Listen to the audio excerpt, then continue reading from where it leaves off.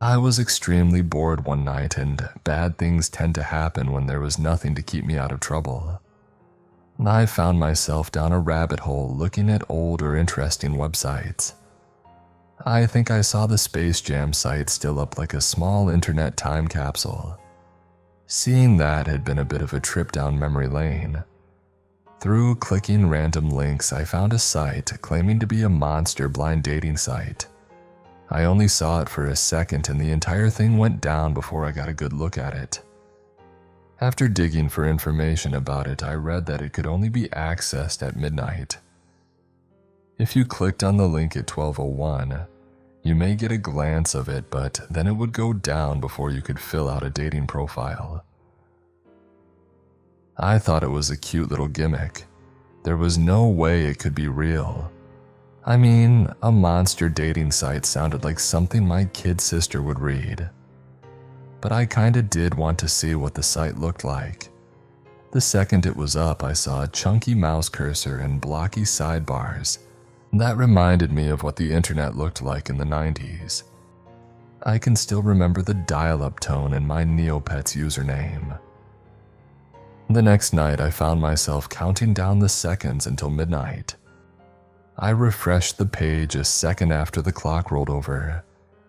An odd excitement came when I saw the site go live. It reeked of the early internet and I loved it. The web page didn't lag and didn't have any terrible design choices that made it impossible to read text or find links like real older sites. I didn't plan on filling out a dating profile, just to look around. I had a countdown of 13 minutes and not much else to look at. The homepage displayed a few dating profiles of monsters, complete with grainy images making it hard to really see their features. All of them were booked up. When I refreshed the page, a few of the profiles changed, and at least 2 had some availability. When I clicked on them, they became booked up within a second. Were other people on this site, or was it just a script running in the background? Was this just a fun little joke or some sort of code for people to actually hire sex workers, but in a discreet way? I thought I would never find out the answer. Another option was to make your dating profile instead of trying to book a certain monster. It asked very basic questions and thankfully lacked a spot to fill out your credit card information. As a joke, I filled out a fake profile and used my burner email address I made just for things like this. My time ran out and the site went down. At least it had been fun while it lasted. I wanted to get a screenshot of it, but when I did, the image was black. I didn't find that strange, but I felt a little disappointed I didn't have any proof of the odd website. That was until my cell phone pinged showing I had a text. I read the message of dread coming to my stomach. This could not be right. It was from an unknown number saying a date was arranged at 10 p.m. next Friday with a Google Street View image of a nearby street corner. I tried to think of a way that this joke site got my phone number. I was under a family plan, so my number wasn't even under my own name if they somehow got my name from, what? Hacking my computer somehow? Did I click a bad link somewhere? My antivirus was normally so good at protecting me from my own mistakes. Maybe I should stop being cheap and pay for a VPN. Just to be safe, I deleted the message and blocked the number. I then did a massive password overhaul and a few virus scans that came up empty.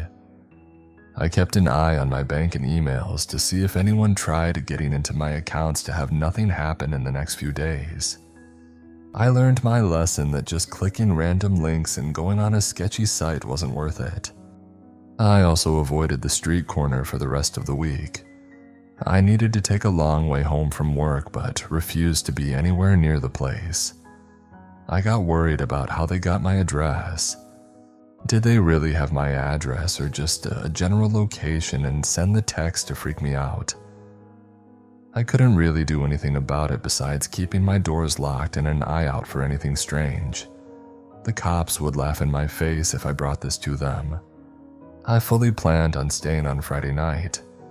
Best not to even be outside in case this wasn't a prank pulled by someone with a bad sense of humor. But a friend of mine called me over requesting I bring him some soup from a restaurant down the street. Everything was within walking distance and my buddy was sick as hell. He didn't want to pay the $10 delivery fee, plus the tip when he could just ask me to do it and give me the tip instead. I put aside my fear and did him the favor to get him his damn broccoli and cheddar soup. He'd done a bunch of stuff for me in the past, so I needed to help him out. On the way back from his place, I kept my hands in my pockets and looked around expecting someone to be following me.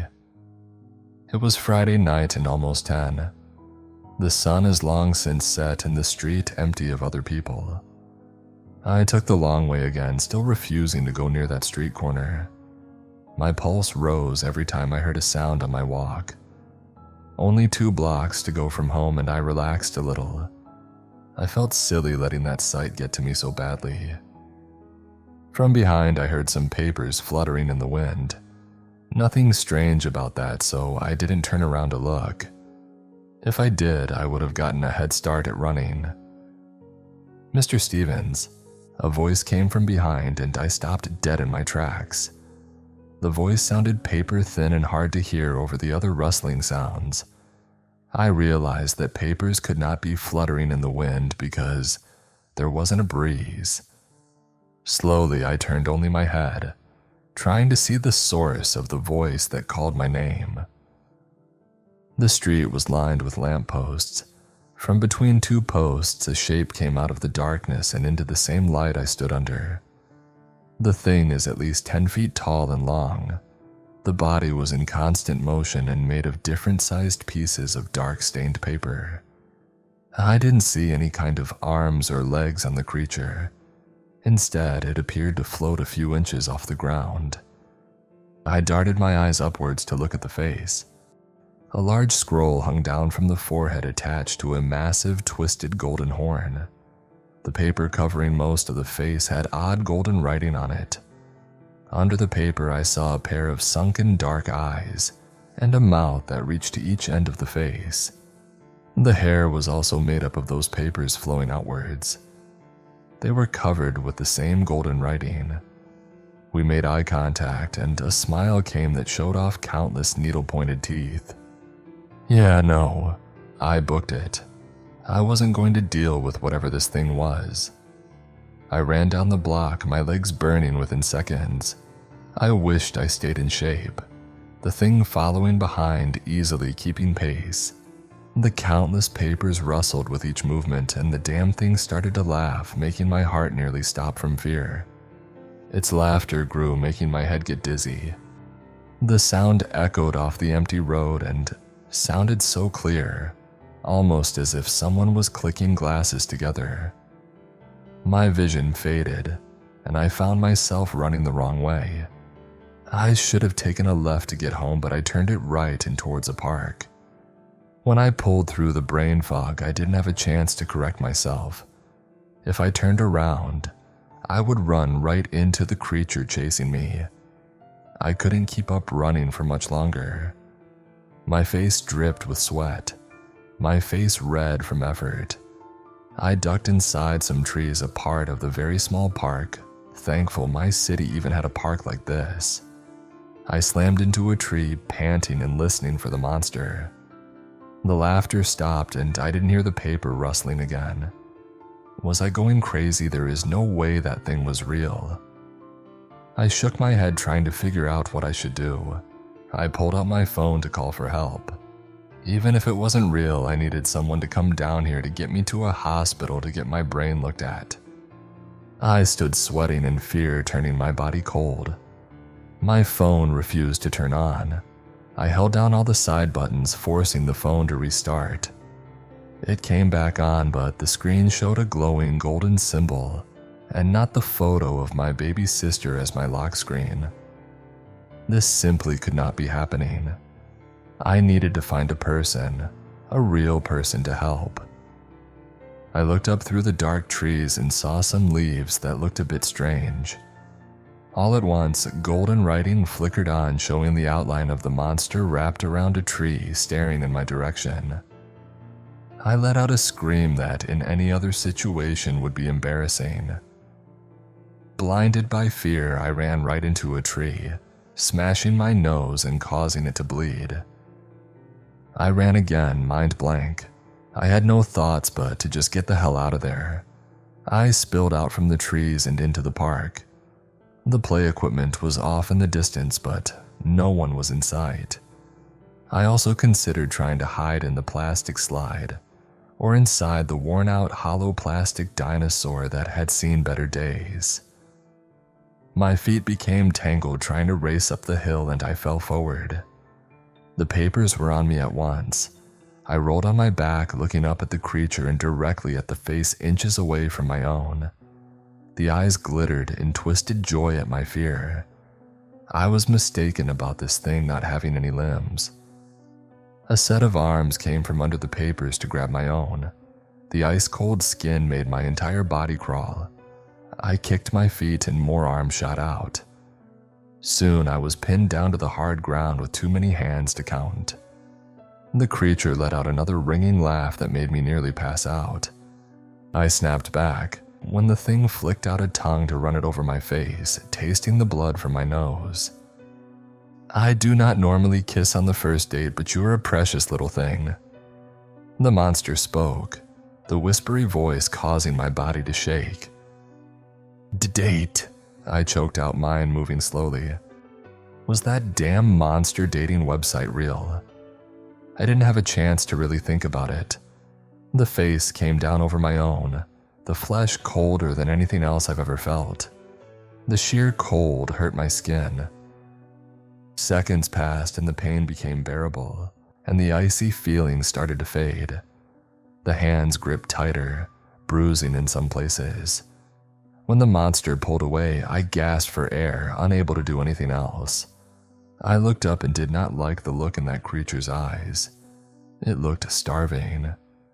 Mouth wide and twisted in an uneven smile, with saliva starting to drip out of the corners of the mouth. The long tongue came out and licked it away, but it was a losing battle to keep its face clean.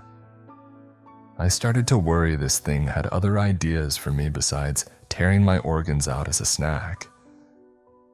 "You are such a darling creature, I cannot help myself. I do hope you forgive my forward nature." The monster spoke and the tone sounded as hungry as it looked. I struggled again against those hands, knowing I wouldn't get free. To my horror, the papers fanned out and they all came down, wrapping around my body and blacking out my vision. I assumed this was another way this monster could eat me and was thankful it was fairly painless. I jumped awake, finding myself in my bed safe and sound. Well, not entirely sound. My body had hand-shaped bruises everywhere that monster grabbed me. I looked around, stunned by the previous events. It was early in the morning and I wore the same thing I did the night before. I even still had my shoes on. I heard pans moving coming from my small kitchen and smelled of cooking. Slowly, I started to leave the room holding a bowling trophy as a weapon. I really didn't have anything else, and thought the heavy base might do some damage. I didn't get the jump on the one inside my kitchen. The person turned around from where they stood at the stove and gave such a wide and blinding smile that made my head stop working.